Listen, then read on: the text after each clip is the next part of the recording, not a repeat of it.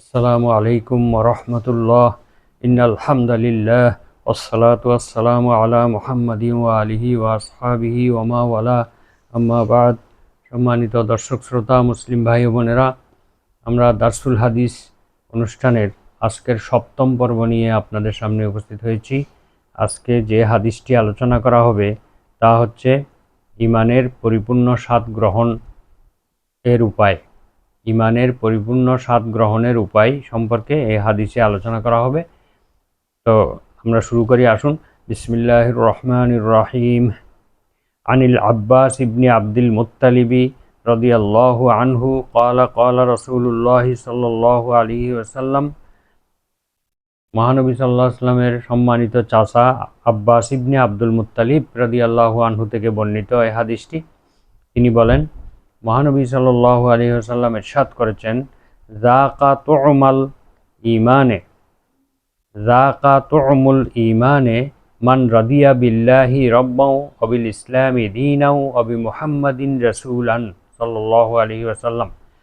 নবীজি বলছেন, যাকা স্বাদ গ্রহণ করেছে, তু'মাল ঈমান ঈমানের স্বাদ, অর্থাৎ ঈমানের স্বাদ আস্বাদন করেছে সেই ব্যক্তি, মান রাদিয়া বিল্লাহি যেই ব্যক্তি সন্তুষ্ট হয়েছে, বিল্লাহি রব্বান আল্লাহ তাআলাকে রব হিসেবে পেয়ে, অবিল ইসলামী দীনান এবং ইসলামকে দিন হিসেবে জীবন ব্যবস্থা হিসেবে পেয়ে, অবি মুহাম্মাদিন রাসূলান এবং মুহাম্মদ সাল্লাল্লাহু আলাইহি ওয়াসাল্লামকে রাসূল হিসেবে পেয়ে যেই ব্যক্তি সন্তুষ্টি অর্জন করেছে, সন্তুষ্টি লাভ করেছে বা সন্তুষ্ট হয়েছে, সেই ব্যক্তি ঈমানের প্রকৃত স্বাদ গ্রহণ করেছে।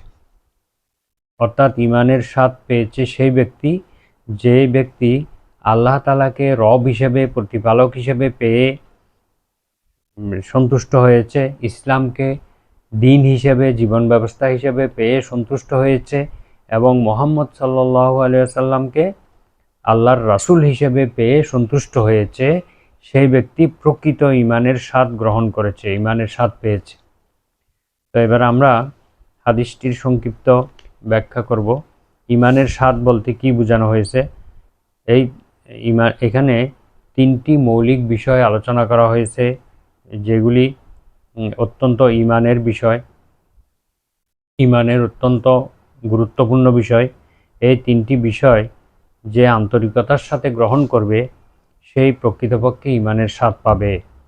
অন্তরে অত্যন্ত ভালোবেসে যদি সেই আল্লাহকে রব হিসেবে মেনে নেয়, ইসলামকে জীবন ব্যবস্থা হিসেবে মেনে নেয় এবং মুহাম্মদ সাল্লাল্লাহু আলাইহি ওয়াসাল্লামকে রাসূল এবং পথ প্রদর্শক হিসেবে মেনে নেয়, তাহলে সেই ঈমানের স্বাদ লাভ করবে।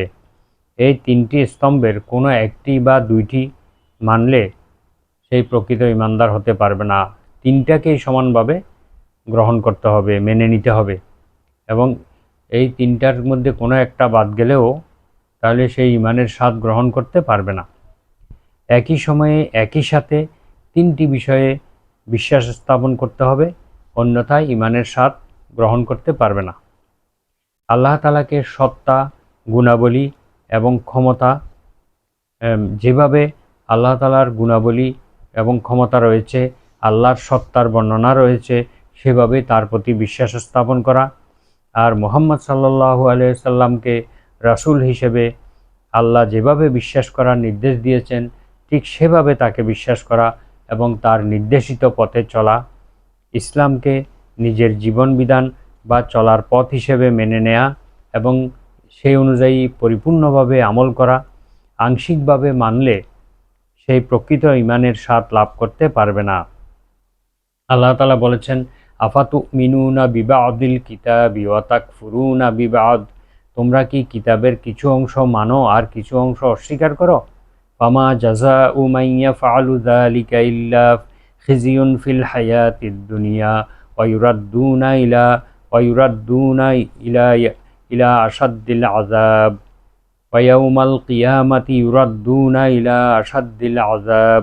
আল্লাহ তাআলা বলেছেন, যারা এইরকম কাজ করবে, কিছু অংশ বিশ্বাস করবে, কিছু অংশ বিশ্বাস করবে না, কিছু অংশ মানবে আর কিছু অংশ মানবে না, তাদেরকে দুনিয়ার জীবনে লাঞ্ছনা, গঞ্জনা, অপমান স্পর্শ করবে এবং আখিরাতে তাদেরকে কঠিন শাস্তিতে নিক্ষেপ করা হবে। এছাড়া তাদের প্রতিদান আর কি হতে পারে? আল্লাহ তাআলা বলেছেন। সূরা বাকারায় এই আয়াতটি রয়েছে। তাহলে এই তিনটি বিষয় ইমানের স্বাদ লাভের মূল স্তম্ভ। কাজী আয়াজ রহিমাহুল্লাহ বলেন, যখন কারো নিকট কোনো বস্তু পছন্দনীয় এবং মনোভূত হয় তখন সে ওটা পাওয়ার জন্য আকাঙ্ক্ষা পোষণ করে। সেই মনোভূত বস্তুটি লাভ করার পরে তার মধ্যে আত্মতৃপ্তি অনুভূত হয় এবং সে ওই বস্তুর স্বাদ পায়, মজা পায়। আর ব্যক্তি যখন হাদিসে উল্লেখিত এই তিনটি বস্তুর স্বাদ অনুভব করবে এবং সেই জন্য আত্মতৃপ্তি অনুভব করবে, স্বভাবতই তার পক্ষে আল্লাহ তাআলা এবং রাসূল সাল্লাল্লাহু আলাইহি ওয়াসাল্লামের আদেশ মেনে চলা সহজসাধ্য হবে এবং তার জন্য এটা খুবই আনন্দদায়ক, উৎসাহব্যঞ্জক হবে। অন্যথায় তার জন্য এগুলো কঠিন ব্যাপার হয়ে দাঁড়াবে। আল্লাহর বিধান পালন করা তার জন্য সবচেয়ে কঠিন হয়ে দাঁড়াবে। শাইখ আব্দুল হক মুহাদ্দিসে দেহলভী রহিমাহুল্লাহ বলেন, মানুষের আহার এবং পানীয় বস্তুর দ্বারা আমরা যেমন স্বাদ গ্রহণ করে থাকি এবং এর দ্বারা আমাদের দেহ পুষ্টি পায়, জীবনী শক্তি ফিরে পায়, আমরা কাজ করার শক্তি লাভ করি খাদ্য এবং পানীয়ের মাধ্যমে, তেমনিভাবে প্রবৃত্তির, আমাদের নফসের লালসা, কামনা, বাসনা ইত্যাদি মুক্ত পবিত্র আত্মাসমূহ ইবাদত বন্দেগী এবং আল্লাহর স্মরণের মাধ্যমে আত্মিক স্বাদ লাভ করে। আমাদের প্রবৃত্তির লালসা, কামনা, বাসনা মুক্ত পবিত্র আত্মাসমূহ আল্লাহর ইবাদত বন্দেগী এবং আল্লাহর স্মরণের মাধ্যমে তারা একটা অপরিসীম একটি জান্নাতি স্বাদ তারা অনুভব করে এবং তার দ্বারা তাদের আত্মা জীবনী শক্তি লাভ করে, তাদের ঈমান আরও প্রবল হয়, মজবুত হয়, ঈমান সুদৃঢ় হয়। আল্লাহ তাআলাকে প্রতিপালক হিসেবে, রাসূল সাল্লাল্লাহু আলাইহি ওয়াসাল্লামকে জীবনের একজন আদর্শ হিসেবে, জীবনের পথ প্রদর্শক হিসেবে, প্রেরিত রাসূল হিসেবে মেনে নিলে এবং ইসলামকে জীবন চলার পথের একমাত্র ব্যবস্থা হিসেবে, জীবন দিন হিসেবে গ্রহণ করার পর এবং তাতে সন্তুষ্ট থাকা, অর্থাৎ নিজ আচার আচরণের মাধ্যমে তার প্রতিফলন ঘটানো এবং বিপরীত কিছু করা থেকে বিরত থাকার নামই হচ্ছে এই সব বিষয়ে রাজি থাকা।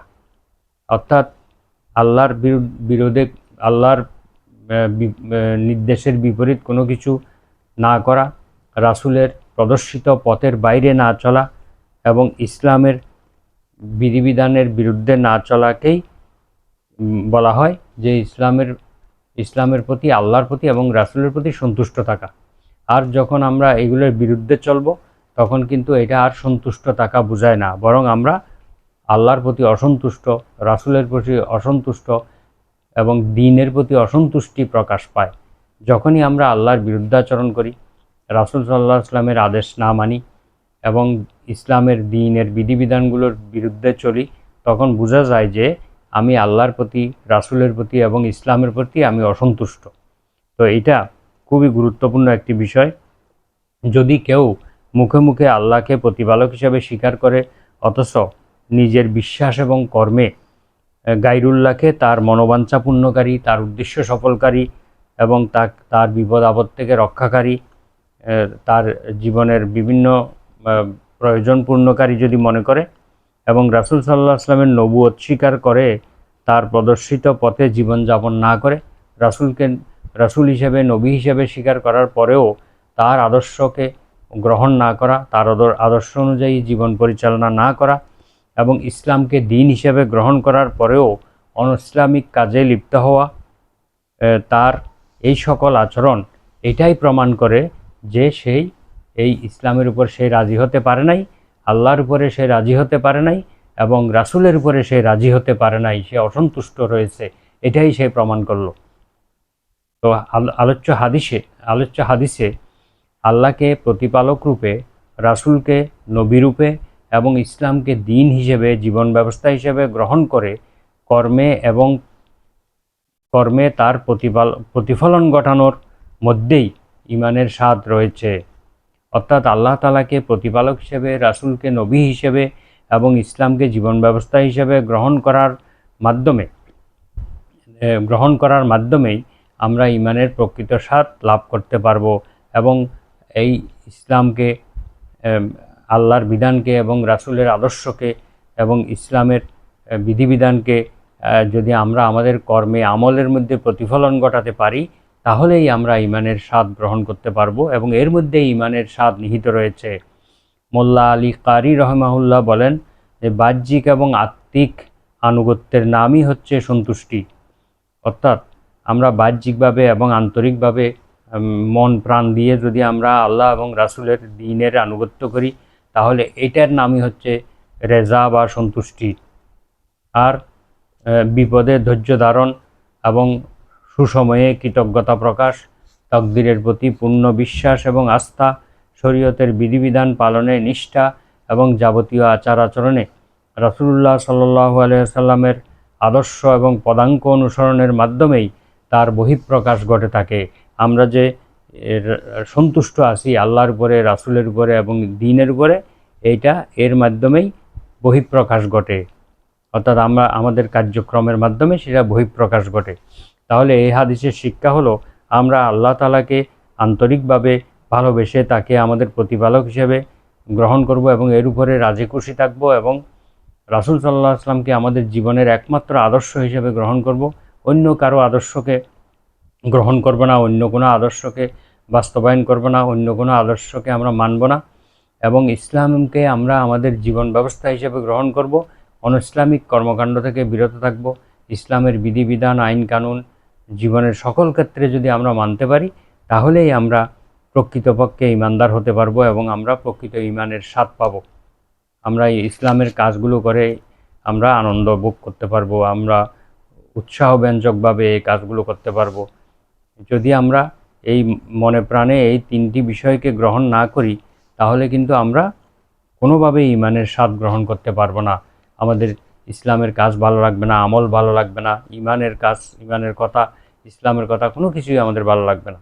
সুতরাং আমরা এই তিনটি জিনিসকে মজবুতভাবে ধারণ করি এবং এগুলোর উপরে রাজি খুশি থাকি, সন্তুষ্ট থাকি, আর তাহলে আমরা ঈমানের স্বাদ পাবো। তো আজকের আলোচনা এখানে শেষ করছি। সুবহানাকা আল্লাহুম্মা ওয়া বিহামদিকা আশহাদু আল্লা ইলাহা ইল্লা আনতা আস্তাগফিরুকা ওয়া আতুবু ইলাইক। আসসালামু আলাইকুম ওয়া রাহমাতুল্লাহ।